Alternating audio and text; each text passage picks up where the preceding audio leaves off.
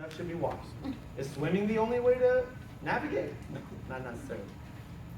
This is a picture that I took from our restorative justice program at John O'Connell High School, which is in the Mission. It's a community in San Francisco. It's a huge enclave of Latino and Chicano students. When I grew up in the Mission, I went to Mission High. It was about 85% Latino. Now it's about 48. So as a result of many market-based reforms in that community, as well as the rising housing crisis that's happening right now in communities all around the United States, especially in the Bay Area. So this is what we call a reactive restorative justice program, or we, meaning me and several other committee chairs who are helping me with my dissertation. This restorative justice program is a program that only uses restorative justice mediation circles after the students get in trouble.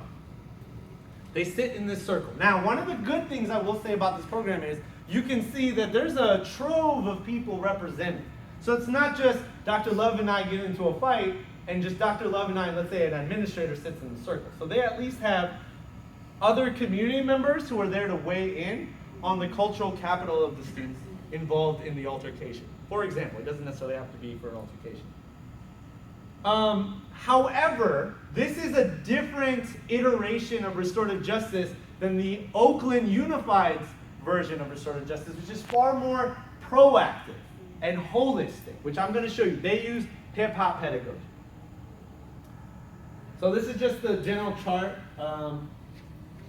You can find this chart on the Restorative Justice Think Tank of Oakland, also found copied on the OUSD website, the Oakland Unified School District website. It basically paints the portrait of the 3 tiers of restorative justice. You got the, and you can see it's kind of akin to the cultural iceberg that I demonstrated for you earlier.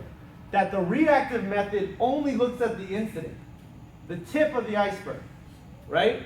Those are what's called tier 3, right? You're only looking at what the student has to do to re-enter a space. Tier 2 is the restorative discipline. And discipline, you always think discipline is after something happens that requires disciplining. Tier 1 is relationship building. That's where the hip-hop pedagogy comes in. So when I was writing our grant in 2011 for Oakland to have the program, I wrote it from the lens of a Tier 1, Tier 2, and Tier 3 program. And so there's actually 3 different pillars to our program. There's a mediation program for students who act out, but there's also a Tier 2 and Tier 1 for educators to learn about the students. So that never becomes an issue. Unfortunately, San Francisco has not yet aligned with that frame of thinking. Theirs is still far more, I would say, gentrified and Euro-colonial. In Oakland, fortunately, there are still some schools that are willing to explore and be innovative with restorative justice and hip-hop pedagogy, aligning with one another, working in concert. So I'm just going to show you how we're doing so far. Is this helpful? I hope this is at least interesting. Okay, cool. So I'm going to show first a short video from my research at Met West High School, which is the school that uses Tier 1, 2, and 3. It's the holistic version. So what they did, what we had to do there is we actually sloughed off about 4 minutes of instructional time from every class period of instructional time. And then in the top of the day, there's basically a hip-hop pedagogy, critical race theory / stereotype threat dismantling / culturally responsive pedagogy homeroom. So the students get a homeroom teacher where they just talk about, it's just real talk time. And the students get college credit for it through leadership, and they get to basically have ownership of the space. They get to lead the class.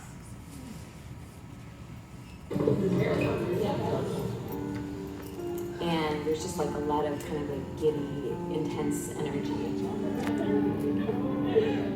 And in the circle, and their relationships with each other actually kind of like quiet something in them and allow them to be more present for each other.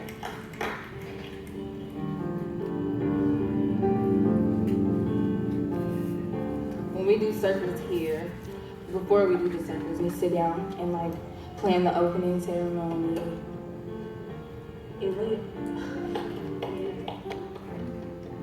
My great hope is to laugh as much as I cry, to get my work done and try to love someone. And I have enough courage to accept the love in return. Maya Angelou. And in high school especially, like, we don't have enough, connections with each other sometimes, everybody just all focused on the work and, stress at home and stuff like that. And circles create a space where people can talk about their feelings, about how they're doing home life. Now we will review our class values. The first one was being open. The other one is respect. When we share our values, we respect each other and stuff like that. Because, we all are still humans and people get sensitive sometimes. So we're trying to make sure, that everybody feels comfortable and doesn't get their feelings hurt. Okay, now we will share an object that relates to hope. I have my I Heart Being Black bracelet because I hope that everybody is proud of who they are. I got this play to win thing from a boyfriend. We exchanged bands all the time. And this brings hope because, it just keeps me going. My mom made this necklace for me, and it represents hope because she never had time to do anything for herself. They're being asked to be vulnerable to a group of people, which is kind of like antithetical to what it's like to be a teenager, which is what's the best way to hide right now. So the first thing that I do is I share. What do y'all think? Yeah. Great. So the next video is a video of our founder with Hip Hop Chess, Adisa Banjoko. For those of you who don't know, he used to work very closely as a producer with Digital Underground back in the day. So he and Pac actually worked very closely together. And he used to write for The Source magazine. So he actually did one of the very first interviews with Eazy-E that The Source ever did. But Adisa's heart has always been working with youth. So he came back after that and he started Hip Hop Chess. Thanks to RZA from Wu-Tang, we actually have a center now that we opened in LA and as well as in Fremont, which is near Oakland. So you'll see RZA in the video because RZA is a strong believer of what we're doing. So I want to give a shout out to him because he's been a huge support to us. To Banjoko, the Bishop of Hip Hop, live and direct from the Bay. You know how we do it. Right about now, you're about to see some clips from V-Day, 5-year anniversary of Hip Hop Chess Federation. I know you missed it, but a whole bunch of people didn't, so you're gonna see what you missed right now. And I know we're over time, so if you want to leave, you can. I only have 2 slides left. I don't want to keep you, up and doing it, so. I don't know how this is going.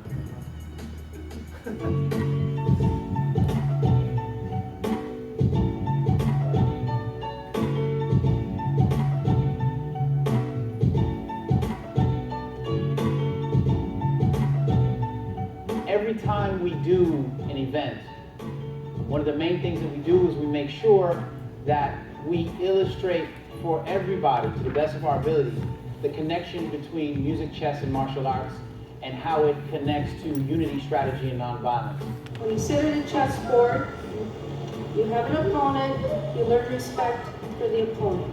To sit there and play a tournament game, you have to have discipline.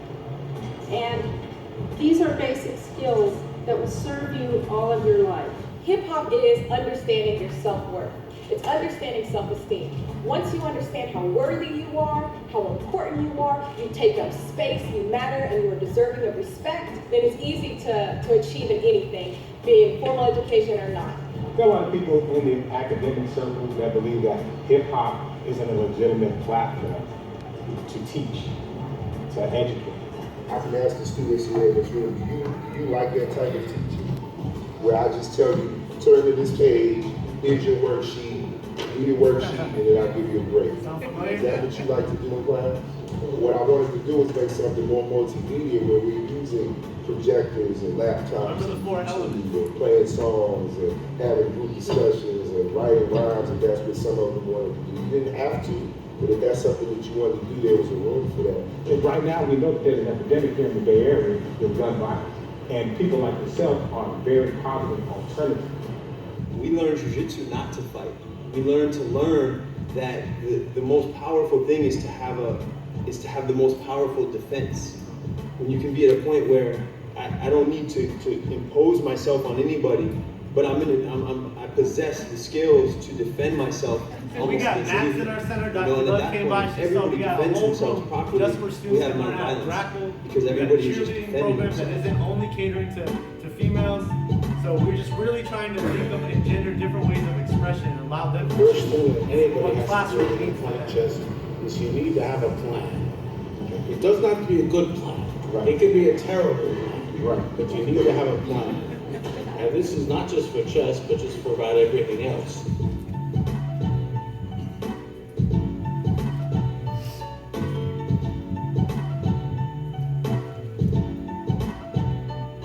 For the adults, if you don't want a gun in your face tomorrow, you have to put a book in their hand today, because our kids are not reading.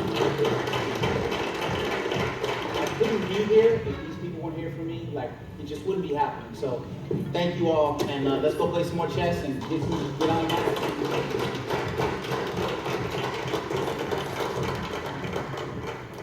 I am the stone that the builder refused. So our students are winning tournaments now. Elevate legacy, Going to the nationals. blues, the spark that makes your idea bright, the same spark that lights the dark, so The that you first can know hip hop you're based right. educational nonprofit to ever have an exhibit at the World Chess Hall of Fame. Last year, World Chess Hall of Fame invited Adisa and I. Unfortunately, I couldn't go because I was in the throes of finishing my coursework in my doctorate program. But we now have an exhibit there. Riza and Adisa were there to introduce us to the World Chess Hall of Fame. So there's now a permanent fixture of hip hop pedagogy in St. Louis now. And it was during the time of Ferguson kind of really popping off at the time. So it was great timing for us to think about that as a bedrock to provide a space of critical resistance as well as empowerment.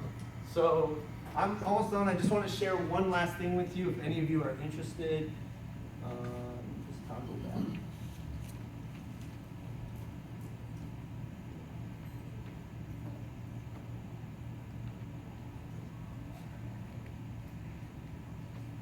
Okay. So we had a dip in one of the high schools in the second year of inception of our restorative justice program. 43% of our suspensions went down. So we reduced our rate in the entire Oakland Unified by almost 90% as a result of this program. So it was a collaborative effort. There's a lot of people who believe in this because they believe in the students and they're willing to advocate that space. It also had a fiduciary impact. It saved us about $50,000 net cost for not having to incarcerate our juveniles in Alameda County, which is where Oakland Unified is. And then I just want to share some recommended reading, including Dr. Love's book right here, Hip Hop's Little Sister Speak. So again, this is just one sort of a starter kit, if you will. I would say that this is not encapsulating everything. I didn't put in Patricia Hill Collins, Black feminist work. I didn't put in Chris Emden at Columbia, who's looking at urban education. I didn't put Sean Ginwright at San Francisco State.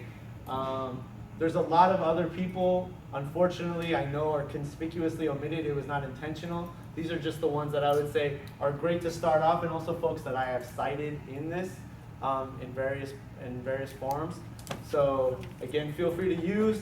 This slide is also on the last page of the slideshow that I made copies of for you. So if you didn't pick one up, again, I want to thank our moderator as well. And so if you need copies, I have at the front. If you want it emailed to you, my information is right here. Our website is just hiphopchessfederation.org. I'm also at Laney, and that's my Peralta address, a.danessade@peralta.edu, and hopefully you don't get carpal tunnel typing my last name in. I apologize for that. All right? Thank you for your time. Thank you, Dr. Love.